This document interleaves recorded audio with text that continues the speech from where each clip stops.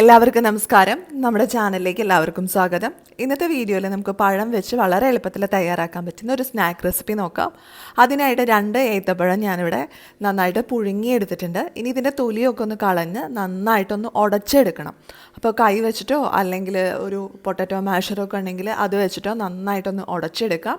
ഇനി നമുക്ക് ഇതിലേക്ക് തേങ്ങ ചേർത്ത് കൊടുക്കണം. അപ്പോൾ നിങ്ങൾക്ക് എത്ര പഴമാണ് എടുത്തിരിക്കുന്നത് അതിനനുസരിച്ച് തേങ്ങ ചേർത്ത് കൊടുക്കാനായിട്ട് ശ്രദ്ധിക്കുക. ഞാനിപ്പോൾ ഒരു 2 ടേബിൾ സ്പൂൺ തേങ്ങയാണ് ഇതിലേക്ക് ചേർത്ത് കൊടുക്കുന്നത്. ഇനി നമുക്ക് ഇതിലേക്ക് ചേർത്ത് കൊടുക്കേണ്ടത് പഞ്ചസാരയാണ്. അപ്പം പഴത്തിന് നല്ല മധുരമാണെങ്കിൽ ഒരുപാട് പഞ്ചസാരയുടെ ആവശ്യമില്ല. ഒരു ടേബിൾ സ്പൂൺ ഒക്കെ ധാരാളം മതിയാവും. ഞാൻ ജസ്റ്റ് പേരിന് മാത്രമേ ഇതിൽ പഞ്ചസാര ചേർത്ത് കൊടുക്കുന്നുള്ളൂ. ഒരു ടീസ്പൂൺ അളവിലാണ് പഞ്ചസാര ഞാനിതിലേക്ക് ചേർത്ത് കൊടുക്കുന്നത്. ഇനി നമുക്കിതിലേക്ക് ബ്രെഡ് പൊടിച്ചത് ചേർത്ത് കൊടുക്കണം. അപ്പോൾ 1/2 കപ്പ് ബ്രെഡ് പൊടിച്ചത് നമ്മുടെ ഈ പഴത്തിൻ്റെ കൂട്ടിലേക്ക് ഇട്ട് കൊടുത്തിട്ടുണ്ട്. ഇനി ഇതെല്ലാം കൂടെ നന്നായിട്ടൊന്ന് കുഴച്ച് യോജിപ്പിച്ചെടുക്കുക. നമ്മൾ ചപ്പാത്തി മാവിനൊക്കെ കുഴയ്ക്കുന്ന പോലെ നന്നായിട്ടൊന്ന് കുഴച്ചെടുക്കുക. ഇതിൽ നമ്മൾ വെള്ളമൊന്നും ചേർക്കേണ്ട ആവശ്യമില്ല. ആ പഴത്തിൻ്റെ ആ ഒരു ഈർപ്പം കൊണ്ടാണ് നമ്മളത് കുഴച്ചെടുക്കുന്നത്. അപ്പോൾ ഞാൻ പഴമൊക്കെ നന്നായിട്ട് മിക്സ് ചെയ്ത് കുഴച്ച് റെഡിയാക്കി എടുത്തിട്ടുണ്ട്. ഇനി ഇത് നമുക്ക് ചെറിയ ബോൾസ് പോലെയോ അല്ലെങ്കിൽ കട്ട്ലേറ്റിൻ്റെ ഷേപ്പിലോ ഉരുട്ടിയെടുക്കാം. അപ്പോൾ ഷേപ്പ് കൊടുക്കുന്നതൊക്കെ നിങ്ങളുടെ ഇഷ്ടമാണ്. നമുക്ക് വേണമെങ്കിൽ സിലിണ്ടറിക്കൽ ഷേപ്പിൽ കൊടുക്കാം, അതോ അല്ലെങ്കിൽ ബോൾസ് ആക്കി എടുക്കാം, അതോ അല്ലെങ്കിൽ കട്ട്ലേറ്റിൻ്റെ പോലെ പരത്തിയെടുക്കാം. അപ്പോൾ ഞാൻ ദാ ഇവിടെ കട്ട്ലേറ്റിൻ്റെ ഒരു ചെറിയ ഷേപ്പിലാണ് ചെയ്തെടുക്കുന്നത്. അപ്പോൾ നമുക്ക് ബാക്കിയുള്ള എല്ലാ മാവും ഇതുപോലെ തന്നെ ചെയ്തെടുക്കാം. അപ്പോൾ ഇതാ നമ്മുടെ കട്ട്ലേറ്റ് ഇവിടെ റെഡി ആയിട്ടുണ്ട്, അല്ലെങ്കിൽ പാറ്റീസെന്നോ എന്ത് വേണമെങ്കിലും നമുക്ക് വിളിക്കാം. അതിവിടെ റെഡി ആയിട്ടുണ്ട്. അപ്പോൾ നമ്മളിത് ഏത്തപ്പഴം വെച്ചിട്ടൊരു കട്ട്ലേറ്റ് പോലെയാണ് ചെയ്തെടുക്കാനായിട്ട് പോകുന്നത്. ഇനി നമുക്ക് ചെയ്യാനുള്ളത് ഇത് മുക്കി പൊരിക്കാനുള്ള ഒരു മാവ് തയ്യാറാക്കാണ്. അപ്പോൾ നിങ്ങൾക്ക് വേണമെങ്കിൽ മുട്ട ഉപയോഗിച്ച് ചെയ്യാം. പക്ഷേ പഴമായതുകൊണ്ട് ഞാൻ മുട്ട ഉപയോഗിച്ച് ചെയ്യുന്നില്ല, മൈദ ഉപയോഗിച്ചിട്ടാണ് ഇത് ഡിപ്പ് ചെയ്തെടുക്കാനുള്ള ബാറ്റർ തയ്യാറാക്കുന്നത്. അതിനായിട്ട് ഞാനിവിടെ ഒരു 2 ടേബിൾ സ്പൂൺ അളവിൽ മൈദ എടുത്തിട്ടുണ്ട്. ഇതിലേക്ക് കുറച്ച് വെള്ളവും കൂടി മിക്സ് ചെയ്ത് നന്നായിട്ട് വെള്ളം പോലെ കുഴച്ചെടുക്കുക. അപ്പോൾ നമ്മൾ കട്ട്ലേറ്റിനൊക്കെ ഒരു ബാറ്ററിൽ മുക്കിയിട്ട് റൊട്ടിപ്പൊടിയിലൊക്കെ മുക്കി പൊരിച്ചെടുക്കുമല്ലോ, അതുപോലെ തന്നെയാണ് നമ്മൾ ചെയ്യുന്നത്. അപ്പോൾ മൈദ നന്നായിട്ട് വെള്ളത്തിൽ കലക്കി എടുത്തിട്ടുണ്ട്.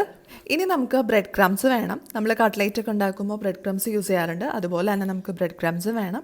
ഇനി നമ്മൾ ഓൾറെഡി തയ്യാറാക്കി വെച്ചിരിക്കുന്ന ബനാന കട്ട്ലേറ്റ് ഓരോന്നും മൈദയിൽ മുക്കിയിട്ട് ബ്രെഡ് ക്രംസിൽ കോട്ട് ചെയ്ത് വയ്ക്കാം. അതിനുശേഷം നമുക്ക് ഇത് എണ്ണയിൽ പൊരിച്ചെടുക്കാം. അപ്പോൾ നമ്മൾ ഈ കട്ട്ലേറ്റിനൊക്കെ ചെയ്യുമ്പോൾ ബ്രെഡ് ക്രംസിൽ നമ്മൾ ഇട്ട് കൊടുക്കുമ്പോൾ ആദ്യം തന്നെ ഇടത് കൈ കൊണ്ട് ചെയ്യുന്നതായിരിക്കും നല്ലത്. നമ്മൾ ഏത് കൈ കൊണ്ടാണോ മാവിൽ മുക്കുന്നത് ആ കൈ കൊണ്ട് തന്നെ നമ്മൾ ബ്രെഡ് ക്രംസ് എടുക്കുകയാണെങ്കിൽ കയ്യിൽ ഒട്ടി പിടിക്കും. അപ്പോൾ ഒരുപാട് അത് വേസ്റ്റേജ് വരും. അത് ഒഴിവാക്കാനായിട്ട് നമ്മൾ ഒരു കൈ കൊണ്ട് മാവിൽ മുക്കുക, അല്ലെങ്കിൽ മറ്റേ കൈ കൊണ്ട് ബ്രെഡ് ക്രംസ് നമ്മുടെ കട്ട്ലേറ്റിൽ കോട്ട് ചെയ്തെടുക്കുക. അത് അല്ലെങ്കിൽ ഒരു സ്പൂൺ വെച്ചിട്ട് കോട്ട് ചെയ്തെടുക്കാം. അപ്പോൾ ഈ ഒരു രീതിയിൽ നമുക്ക് ചെയ്തെടുക്കാം. അപ്പോൾ ഇതാ നമ്മുടെ കട്ട്ലേറ്റുകളെല്ലാം ഇവിടെ റെഡിയാക്കിയിട്ടുണ്ട്. ഇനി ഇത് നമുക്ക് ചൂടായ എണ്ണയിലിട്ട് ഒന്ന് പൊരിച്ചെടുക്കാം. അപ്പോൾ എണ്ണ എപ്പോഴും ഒരു മീഡിയം ഫ്ലെയിമിൽ വെക്കാനായിട്ട് ശ്രദ്ധിക്കുക. ഒത്തിരി ഹൈ ഫ്ലെയിമിൽ വെക്കുകയാണെങ്കിൽ അതിൻ്റെ പുറം ഭാഗമൊക്കെ പെട്ടെന്ന് കരിഞ്ഞു പോകും. അപ്പോൾ അതുകൊണ്ട് ഒരു മീഡിയം ഫ്ലെയിമിൽ വെച്ച് നമുക്ക് ഇത് നന്നായിട്ട് പൊരിച്ചെടുക്കാം. നിങ്ങൾക്ക് വേണമെങ്കിൽ ഇത് മുക്കി പൊരിക്കുന്ന അളവിൽ എണ്ണ ഒഴിച്ചിട്ട് അങ്ങനെ ചെയ്യാം. അതും അല്ലെങ്കിൽ കുറച്ച് എണ്ണ ഒഴിച്ച് ഷാലോ ഫ്രൈ ചെയ്തെടുക്കാം. അതൊക്കെ നിങ്ങളുടെ ഇഷ്ടത്തിനനുസരിച്ച് ചെയ്യുക. അപ്പോൾ ഞാനിപ്പോൾ ഒരു സൈഡ് മൊരിഞ്ഞു കഴിഞ്ഞപ്പോൾ അടുത്ത സൈഡ് മറിച്ചിട്ട് കൊടുത്ത് ഇത് നന്നായിട്ട് വേവിച്ചെടുത്തിട്ടുണ്ട്. അപ്പോൾ ഇപ്പോൾ നമ്മുടെ കട്ട്ലേറ്റൊക്കെ നന്നായിട്ട് റെഡിയായി വന്നിട്ടുണ്ട്. പെട്ടെന്ന് തന്നെ നമുക്ക് തയ്യാറാക്കി എടുക്കാൻ പറ്റുന്ന ഒരു റെസിപ്പിയാണ്. ഒരുപാട് സമയമൊന്നും വേണ്ട, ഒരു 10 മിനിറ്റ് ഉണ്ടെങ്കിൽ നമുക്ക് ഇത് പെട്ടെന്ന് റെഡിയാക്കി എടുക്കാനായിട്ട് സാധിക്കും. അപ്പോൾ എല്ലാവരും ഇതൊന്ന് ട്രൈ ചെയ്ത് നോക്കുക. നിങ്ങൾക്ക് എല്ലാവർക്കും ഇന്നത്തെ ഈ റെസിപ്പി ഇഷ്ടമായെന്ന് പ്രതീക്ഷിക്കുന്നു. ഇഷ്ടമായാലും ലൈക്ക് ചെയ്യുക, ഷെയർ ചെയ്യുക, അതുപോലെ നിങ്ങളുടെ അഭിപ്രായങ്ങളൊക്കെ താഴെ കമൻറ്റ് ബോക്സിൽ പറയുക. ഇനി അടുത്ത ദിവസം നമുക്ക് പുതിയൊരു റെസിപ്പിയായിട്ട് വീണ്ടും കാണാം.